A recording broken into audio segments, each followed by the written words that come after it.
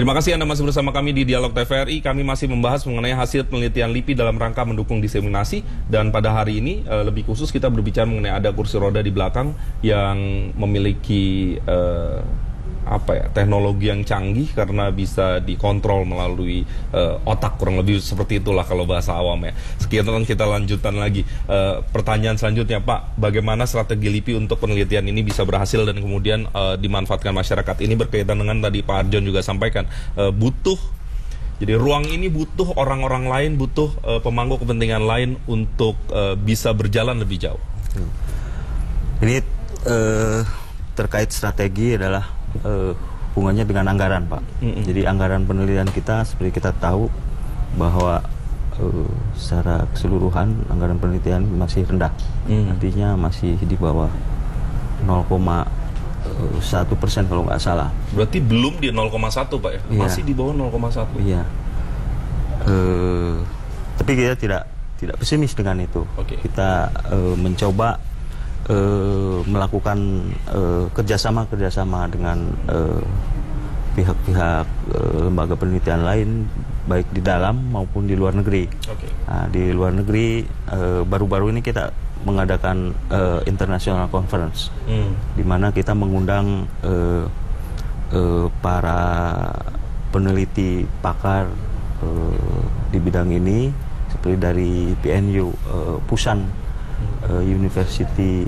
National University Korea Selatan. Kemudian kita juga mendatangkan dari Amerika, Taiwan dan sebagainya.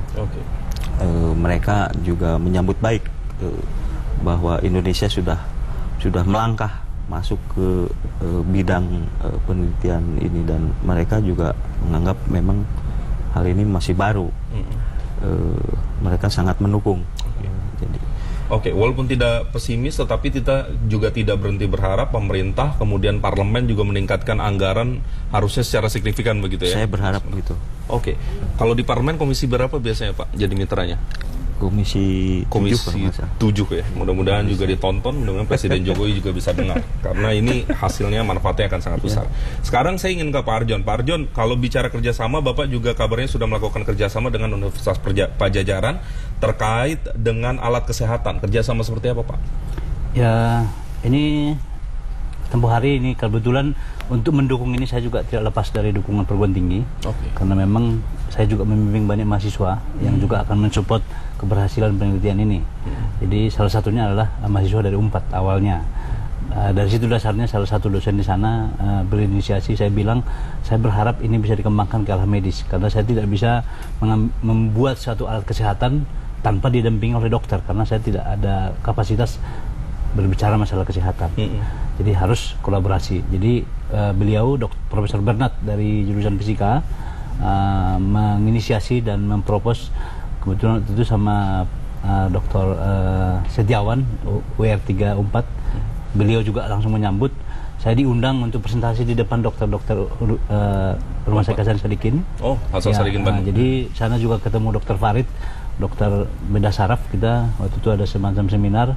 Saya tampilkan hasil penelitian saya. Mereka juga menampilkan hasil bagaimana mereka membedah otak pasien di Rumah Sakit Hasan Sadikin. Mereka bilang, waduh, kalau kita bisa bikin tidak usah secanggih yang diteliti Bapak, mungkin yang sederhana saja. Kita tidak perlu tergantung dengan alat dari luar, karena selama ini hampir 100% alat kesehatan kita dari luar. Jadi kita sangat tergantung. Alat seperti apa yang Bapak teliti kemudian Bapak presentasikan di sana? Itu adalah untuk brain mapping. Jadi saya bisa memapping otak kita itu, nanti bisa mendeteksi sebelah mana. Jadi argumentasinya nanti adalah harapannya ketika mereka mengoperasi misalkan ada tumor gitu, untuk bisa lebih presisi untuk mengambil yang sebelah mana. Karena kalau diambil terlalu sedikit nanti ada sisa tinggal juga tidak sembuh. Kalau diambil terlalu banyak juga mungkin akan menghilangkan fungsi yang lain terhadap tubuh, kan gitu. Jadi bagaimana supaya dia lebih presisi. Nah, itu modelnya mirip MRI? Ya, kurang lebih seperti itu. MRI kan mahal ya. Jadi Tapi kalau lebih detail dan lebih sederhana. Ya, lebih murah. Nah, itu yang mereka tertarik juga. Jadi ini udah tanda tangan MOU saat kita conference. Juga kita juga membangun juga kerjasama dengan perguruan tinggi swasta di Sumatera. Universitas Pembangunan Pancabudi itu lagi digodok kerjasamanya. Nah, itu juga untuk mendukung kegiatan-kegiatan ini juga. Karena kita butuh resource dari tenaga muda ya. Oke, Pak Demi, berarti juga peluang-peluang kerjasama dengan universitas itu juga dibangun oleh LIPI ya. Terhadap semua jenis penelitian. Yang tentu saja terkait bidang-bidangnya yang ada di LIPI. Gitu. Jadi misalnya kebutuhan pemerintah sekarang swasembada pangan itu juga dikerjakan oleh LIPI. Oke, itu juga dikerjakan. Oke, Pak Arjon, kabarnya juga Bapak sekarang sudah mulai diperhatikan oleh misalnya swasta. Ada Astra misalnya, ada Astra Autopart. Ini penelitian apa lagi yang Bapak? Nah, jadi ini mungkin perlu juga diketahui oleh masyarakat, khususnya pemerintah. Karena tuntutannya LIPI itu hasil penelitiannya tidak ada yang sampai ke masyarakat. Kesannya seperti itu. Jadi mungkin masyarakat itu perlu kita definisikan dulu. Masyarakat mana dulu kan gitu. Kalau hasil penelitian saya, kalau ini dibawa ke desa ini masyarakat desa tidak akan ini kecuali tadi kan, jadi artinya beda gitu pasarnya. Jadi kita sih merasa bahwa masyarakat itu ada masyarakat akademis, ada masyarakat kesehatan untuk kedokteran segala macam gitu. Nah, jadi ini salah satunya untuk penelitian tentang brain ini. Selama 3 tahun terakhir kita sudah publikasi internasional itu hampir mungkin sekitar 80 publikasi internasional, dan itu sudah di cite atau di refer oleh peneliti di dunia, di seluruh dunia itu hampir 170 citation. Artinya itu adalah hasil penelitian kita itu bermanfaat. Banyak sekali yang sesungguhnya mengakses. Dan salah satunya adalah waktu itu ini adalah hasil penelitian tentang otomotif. Dan kebetulan Astra membaca publikasi tersebut. Penelitian yang mana Pak yang diminati? Tentang otomotif. Otomotif bagian yang mana? Pada prinsipnya sebenarnya kan ini dasarnya saya kan adalah instrumentasi dan kontrol. Itu adalah khusus pengolahan sinyal. Jadi pengolahan sinyal ini untuk brain. Nah, ini juga saya aplikasikan juga pengolahan sinyal untuk suspensi mobil. Artinya apa yang terjadi? Secara sederhana seperti apa tuh? Ketika saya bikin tulisan, saya publish itu di jurnal, dan itu bisa diakses di internet. Astra membaca dan mendatangi LIPI. Kalau boleh tahu penelitiannya seperti apa Pak? Suspensi, apa hubungannya dengan sinyal otak? Artinya kan sama-sama sinyal kan gitu. Kita mengolah sinyal, sama-sama mengolah sinyal, dan itu sinyal itu kita interpretasikan untuk fungsi tertentu. Itu sama-sama mengolah sinyal, intinya seperti itu. Pak Demi, ke depan apa yang akan dilakukan oleh LIPI? Khususnya misalnya spesifik tentang ini, mengolah sinyal dan yang lain-lain. Kita berharap bahwa penelitian ini, terutama di dalam anggarannya kan, penelitian kan tidak bisa 1 tahun, ya kan? Ini multi years gitu. Iya, jadi hasil penelitian yang bisa diimplementasikan tahun ini itu merupakan hasil penelitian 10 tahun barangkali, 5-10 tahun yang lalu. Jadi penelitian yang baru kita lakukan ini kan mungkin 10 tahun baru kelihatan manfaatnya. Nah, diharapkan sistem anggaran di penelitian itu bersifat juga multi-years. Kalau hanya setahun terpotong, seperti kita lihat di dalam penelitian ini, karena tidak bersifat multi-years, ya terpotong, bisa dilanjutkan, bisa juga kemungkinan berhenti. Itu harapan kami dari para peneliti. Diharapkan ada anggaran-anggaran yang bersifat itu dan cukup pendukung. Jadi memang kalau kita bicara teknologi, bicara penelitian, jangan disamakan dengan istilahnya pengelolaan anggaran yang umum gitu ya. Mungkin kita bisa yang secara sederhana, anggaran kebencanaan itu kan sebenarnya punya pendekatan yang khusus gitu ya. Dan harusnya ini juga bisa seperti itu. Satu lagi Pak, seberapa jauh sebenarnya Indonesia punya potensi intelektual seperti Pak Arjon yang punya kapasitas luar biasa, kemudian bisa menghasilkan intellectual property yang besar. Seberapa banyak potensi kita? Saya pikir Indonesia cukup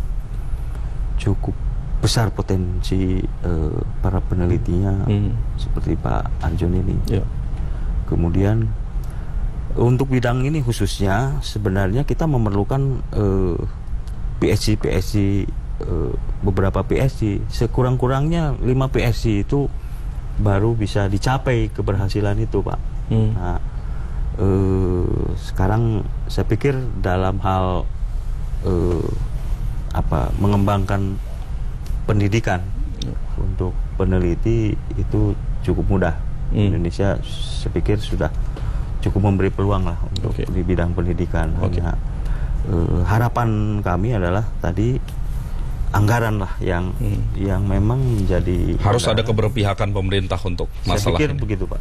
Oke, Pak Arjon, terakhir Pak, apa harapan Bapak terkait penelitian, terkait LIPI, terkait juga dengan masa depan penelitian di Indonesia mungkin, Pak?